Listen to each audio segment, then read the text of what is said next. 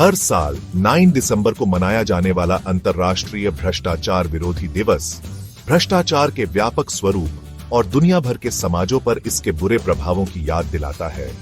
यह दिन इस वैश्विक खतरे से निपटने के लिए सामूहिक कार्रवाई की तत्काल आवश्यकता पर प्रकाश डालता है।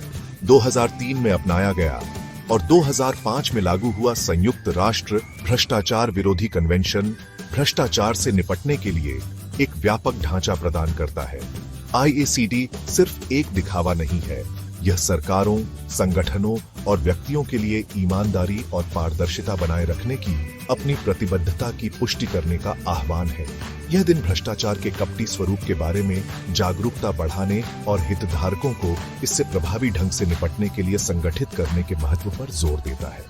IACD 24 युवाओं के साथ भ्रष्टाचार के खिलाफ एकजुट कल की ईमानदारी को आकार देना का विषय भ्रष्टाचार मुक्त भविष्य बनाने में युवाओं की महत्वपूर्ण भूमिका को रेखांकित करता है। युवाओं को शामिल करके नैतिक आचरण के बारे में उनकी समझ को बढ़ावा देकर और उन्हें बदलाव के एजेंट बनने के लिए सशक्त बनाकर हम एक अधिक न्याय संगत और न्यायपूर्ण समाज बना सकते हैं।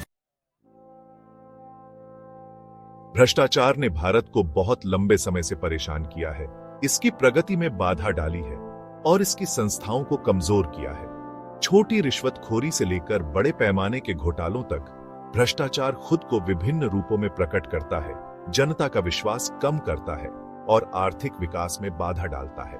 ट्रांसपेरेंसी इंटरनेशनल के भ्रष्टाचार धारणा सूचकांक ने लगातार भारत को खराब रैंकिंग दी है, जो इस मुद्दे की गंभीरता को दर्शाता है।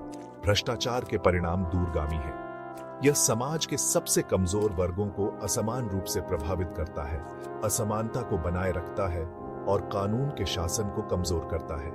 सार्वजनिक सेवाओं जैसे स्वास्थ्य सेवा, शिक्षा और कानून प्रवर्तन में भ्रष्टाचार आवश्यक सेवाओं तक पहुंच को कम करता है और गरीबी और अभाव के चक्र को बनाए रखता है। इसके अलावा भ्रष्टाचार घरेलू और विदेशी दोनों तरह के निवेश को हतोत्साहित करके आर्थिक विकास को रोकता है।